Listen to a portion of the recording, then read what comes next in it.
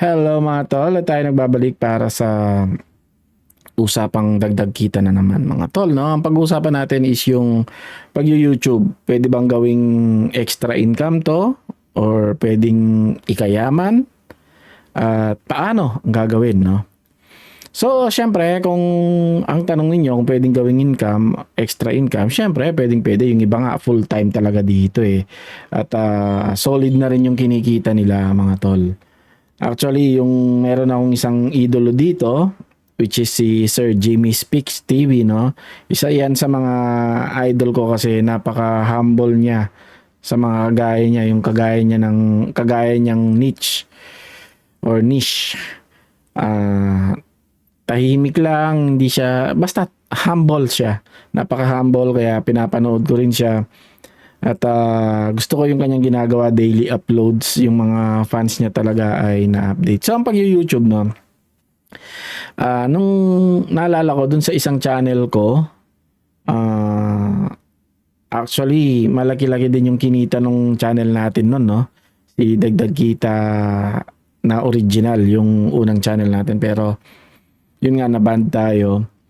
At di na, nagtuloy-tuloy yung income doon. Pero kung tuloy-tuloy, solid yun, solid. Stable tayo doon. Ngayon mga tol, tong bago kong channel, naka-receive nga ako ng payout which is 5,000 lang. Na malaki na rin na sa panahon ngayon kasi wala naman tayo masyadong views. Malaki-laki na rin. At ngayon papakita ko sa inyo kung paano mag-compute. Pero bago yun mga tol, ang pag-YouTube kasi, pwede ka talagang dito kumita ng malaki at pwede kang yumaman. Ang problem lang is yung pagdadaanan mo at yung gagawin mo. Yung magiging niche mo or yung mga videos mo, magiging interested ba dyan yung mga tao? Dadami ba yung mga subscribers mo? Yun yung pinaka-challenging dito mga tol. Ang dami ko ng channel actually pero ang hirap talagang sa mga ibang channel ko. Ang hirap makausad talaga kasi napakalaki ng competition sa YouTube pero hindi ibig sabihin nun ay limited ka. Special ka kung ano yung talent mo, kung ano yung skills mo, pwede mong i-share sa YouTube. So pag na-share mo yun at nagustuhan ng mga tao, edi ayos, dadami at dadami yung mo, dadami at dadami yung views mo mga tol. At dadami din yung subscribers mo. Actually, si YouTube ay nagbibigay ng libreng libreng yung tawag dito, viewers. Kaya lang, nasa mga viewers kung talagang papanoorin nila yung channel mo. At or mag-swipe lang, no? Ine-next lang nila. Mamaya papakita ko sa inyo yung ibig sabihin ng na binibigay na libre ni YouTube mga tol. Papakita ko sa inyo. Dali lang, no? I-ready ko. At magko-compute tayo. Magko-compute tayo ng ng income sa YouTube base sa napag-aralan ng aking analytics. Okay, ito siguro yung isang video ko. Yun yung pag-aaralan natin. Ito maganda to kasi hindi nakalitaw yung earnings niya. Napaka-konti lang ng income dito mga tol. Sa akin, no? Kasi konti lang yung views ko. Pero i-check natin yung sa channel ni Sir Jimmy Speaks dahil idol ko nga siya. No? Gusto kong ipakita sa inyo na yung income niya. Hindi ko dinidisclose, no? Magkano open naman tong yung titignan gagamitin nating platform. Okay, open naman 'yon sa lahat. At pwede ninyong ma-access 'yon. Kaya hindi ko dinidisclose kasi nandiyan na 'yan. So una kong papakita is itong video ko na to. Ayan, no, si itong channel na to. Nagkaroon siya ng 800 views. Yung patunay na nagbibigay talaga ng views si YouTube ay yung reach. Na reach nito is 3.3 impressions at yung mga nanood lang ay ito 819. Tapos nagkaroon tayo ng additional subscribers na 31 no dito. Tapos yan yung reach niya, hindi niyo makikita yung revenue niya kasi hindi pa ready, bago lang yan. Dito niyo makikita yung mga revenue kung magkano yung kinita nung niya, which hindi natin pwedeng i-reveal kasi bawal kaya niyan Bawal kay Facebook yan eh. So sa ngayon, ang nakikita natin dito, how much advertisers pay since upload time dito sa specific na video na to, no? Magkano yung mga pwede kong ma-earn dito? 96 pesos, no? Pero may mga ipapakita ako sa inyo na yung typical talaga na kung magkano yung na-earn natin dito sa mga videos. And mga tol, no, hindi nyo nakikita, no? Typically, nagbabayad siya ng, ayan, 149 pesos. Ay, nakikita nyo. 149 pesos yung, madalas ganyan. Madalas ganyan, no? Ayan. Madalas ganyan yung pinapakita ng ano, dun sa isang update natin. Ganon yung binabayad niya, 149 pesos. Diyan tayo magbabase mga tol, no? Papakita ko sa inyo. So, close ko lang to. Or i-back na lang natin. At tanggalin ko lang mga tol. Ayun, dito tayo. Ito yung titignan natin. Pagbabasihan natin si Sir Jimmy, no? Pasensya na kung pakibuburahin ko na lang to. Pero yung ano lang naman to, ano lang, kung na-open kayo dito, buburahin ko na lang. Pero hindi siya, no? Hindi naman siya, wala namang something bad sa sasabihin ko. Kukompute lang tayo, no? Sa ginagawa niya, pwede natin kasi siyang gawing ano, inspirasyon. Na sa mga nag-i-start dyan, pwede niyong gawin yung ginagawa niya. So check natin sa Social Blade.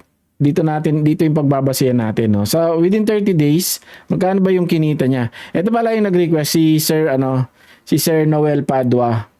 Ayan. Si Sir Noel Padua ni-request niya kasi yung pag-usapan yung tungkol sa YouTube. Kaya sige, pag-usapan natin. Lord, sana may upload ng video regarding this YouTube mo. Yung sa dagdag kita. Ito yon, no. Yung dagdag kita na to mga tol. Yung isang dagdag kita na ano mamaya ipapakita ko rin para maging ano tayo, para maging transparent tayo, which is hindi ko rin naman lahat nakuha yung income na yun kasi may mga na-demonetize na videos doon eh. Okay, dito muna tayo kay Sir, no, kay Sir Jimmy. Bali si Sir Jimmy nagkaroon siya ng 602k views within 30 days, no. Ito na yung nakalagay na actually yung estimated earnings niya, monthly earnings. Yan yung estimated niya. 151 to 2.4k. Magkano yung 2.4k? 2,400 times 55 na lang yung rate, nasa 132. Pero check natin kung magkano yung kinita niya. Base dun sa 149 pesos na ano ko. Nating kilikili ko eh. 602,000 views. Divided by natin yan. Per 1,000 yan. Doon ka babayaran per 1,000 impression. So, i-divide natin yan equals 602. So, 602 bali yung ano niya, i-multiply natin yan doon sa rate, 149. So, around 89,000 yung kinita niya for the last 30 days. Possible. Possible na ganun mga tol. Ngayon yung sa akin, mababa yung sa akin eh. Yung dagdag kita PH. Ito, ewan ko kung nandito na yan. So, wala. Ayusin lang natin yung ating... Ito, si dagdag kita PH, no? Papakita ko rin yung possible. Dito pwede natin tingnan yung earnings. Pero dun sa ano, parang alam ko kasi may ano sila dun eh. May policy sila about sa showing your income. Ayan yung last video views natin for the last 30 days. So, 5,000 lang. Bawas nga ano eh. Kasi nga, nabawasan yung videos natin kasi yung ibang ano natin, videos natin na mass report at na-delete ni YouTube. Yun pa namang mga may views natin, no? Yan siya. So, ako, yung total views ko, eto na, no? 236,804. I-copy natin yan, no? 236,804 divided by 1,000. Supposedly, ito dapat yung kikitain ko times 149. Dapat yan na. Pero 5,000 lang yung naging ano ko. Kasi bago pa ako na monetize, may mga views na ako. Hindi nakabilang yun, syempre. So, yan, 35,000 dun sa videos natin. Kung dadami yung views ko, syempre, lalaki yung kita natin. Ngayon mga tol, check natin, balikan natin si Sir Jimmy yung buong ano niya, no? 58 million. Wow, 58 million. So, malaki-laki na rin yung kinita ni Sir. 58, 5, 11, 184 divided by 1,000. Mga tol, no? Ano lang to?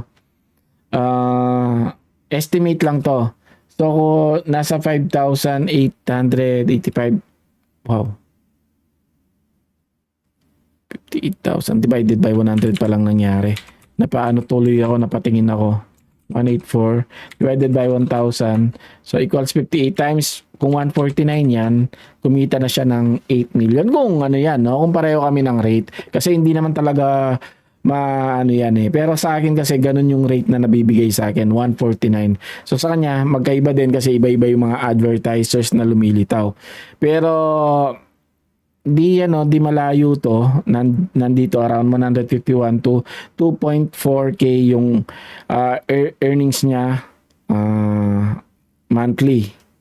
Tapos estimated yearly earnings, so ayan 28,000. So i-divide natin yan sa 55, around, wow, ang layo ng difference. 158k, no? Tama ba? Tama ba to? Oo, tama naman eh. Times 55 kasi binalik ko lang, nasa 8 million. So, dito, hindi rin natin ma-sure kasi to, hindi natin alam kung ilan yung mga na-demonetize dito sa mga videos niya or malay natin yung mga unang niya, no, mga unang upload niya. Pero magko-compute pa tayo dito mga tol. Doon na lang sa views kasi ni sir. Ito. Ang views niya kasi is madalas. Ito, subscribe kayo sa kanyang channel mga tol. Napakaganda ng channel niya. Videos niya is mostly 18k, 22k. Sabihin na lang natin 20k. 20k yung videos niya tapos daily upload siya, no?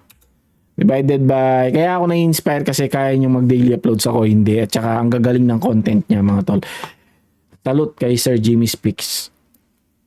Divided, ako natutuwa ako sa mga content niya talaga. Pag pinapanood ko, nare-relax ako. Napupunta ako sa lugar na sinasaka niya, yung mga farm niya. So divided by 1,000, ayan 20, no, times natin yan, 149. 2,980 times 30 days. So, same din halos nung kinumpute ko kanina, no. 89,400 mostly. Di ba ito yung kinumpute natin kanina? 89,400. Last 602. 600 to, no, divided by 1,000. Parang tama rin yung ginawa ko eh. Times 149.